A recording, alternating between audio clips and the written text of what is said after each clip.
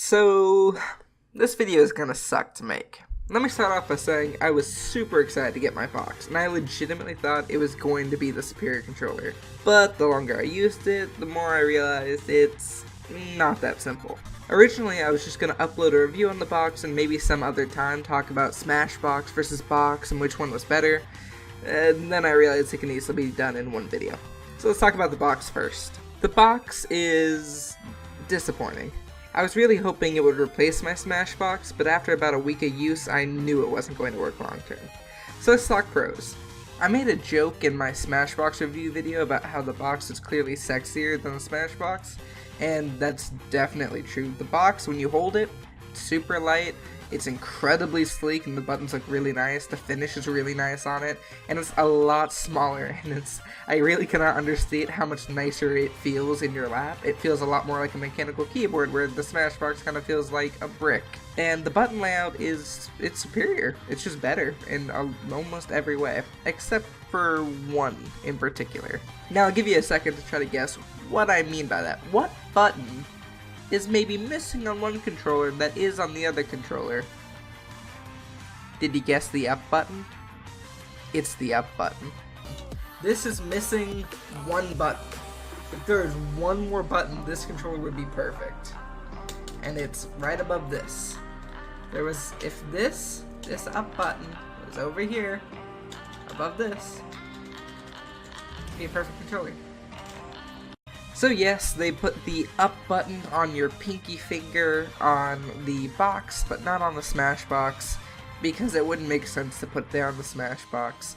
And hacks originally said that it made sense there the more you played, but the more I played with it, the more I just wished I had a normal WASD layout. Admittedly, that could be because I had started with the Smashbox and moved on to the box, but we'll never know because I can't remap and try to figure out whether or not the box is better anyway, because there's no remapping software. There's no way to change what button does what, unless you want to open up the box and change how it's wired. I'll finish up with the pros before I immediately start going in on what else I don't like about it. First of all, it's way better than the Smashbox on Melee. Like, it is amazing on Melee. It feels like it truly was designed for Melee. And yes, while the box has nerfs that the Smashbox doesn't, even while playing netplay, I didn't really notice or care that much. I got used to it pretty quickly. Also, the cable is 100 times better. USB-C straight into your computer or USB to GameCube controller cable.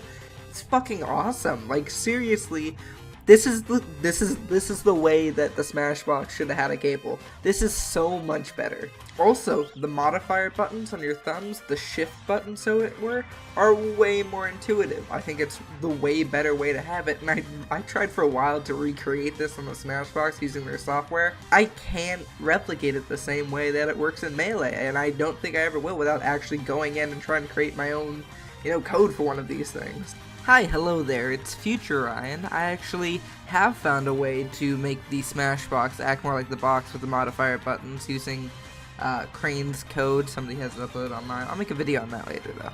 My final pro is that it's way more likely to stay legal in Melee because of all the nerfs that it has to it.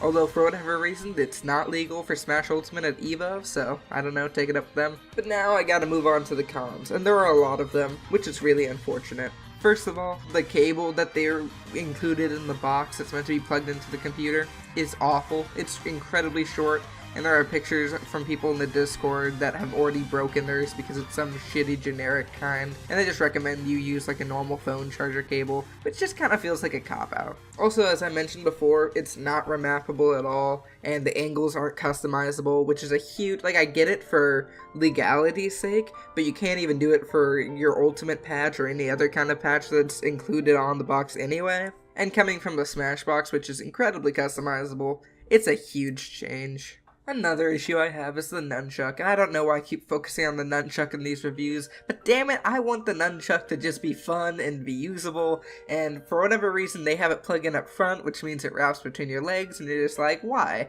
Like, did nobody really think about where they were placing the nunchuck board on this? It makes no sense. It would be so much better on the left side, and it's frustrating, alright?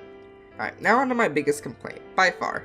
This controller is fucking awful with Smash Bros. Ultimate. Like, truly terrible. I could not recommend this over the Smashbox any day of the week. The modifier button that should make it so you consistently get a neutral B doesn't work. It's not set to the correct value. You have one of the modifier buttons work, but it's the lower one, and it's definitely not the one that would ideally be used for this. The values are just kind of random, and you can tell that the people that made it weren't exactly like well versed in Smash Bros. Ultimate and what heck looks like in that game. Also, they have it set so it never reactivates if you do 2 inputs in opposite directions. So say if you're holding left and then you tap right, if you're still holding left afterward, it won't move at all. Whereas on the Smashbox, you can have it set so that it continues going left. That seems like a really odd complaint, but it's really useful for reverse aerial rush or even attack canceling and sliding F tilts and down tilts, and it's just not here. It's not on the controller at all. So yeah, the ultimate patch for the controller is subpar,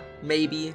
It's just clearly not, optimized for ultimate correctly, and that again can be fixed in a later patch. Essentially, the issue I have with the Smashbox is more in the terms of hardware, whereas the issue I have with the box is more in terms of software. Alright, now to compare the two controllers, and first let me have a quick lightning round of updates that have happened to the controller since I last talked about it. First of all, they fixed the nunchuck ghosting issue, so inputs aren't going to randomly come out. Secondly, the cable is an issue for Gen 1 boxes, not Gen 2 boxes, like the one that you would be buying if you bought one today, although I still don't really like the cable that much. And the YouTube channel has begun uploading a lot more Smashbox tutorials, which is kind of necessary for the community, and, good on them. I appreciate that a lot.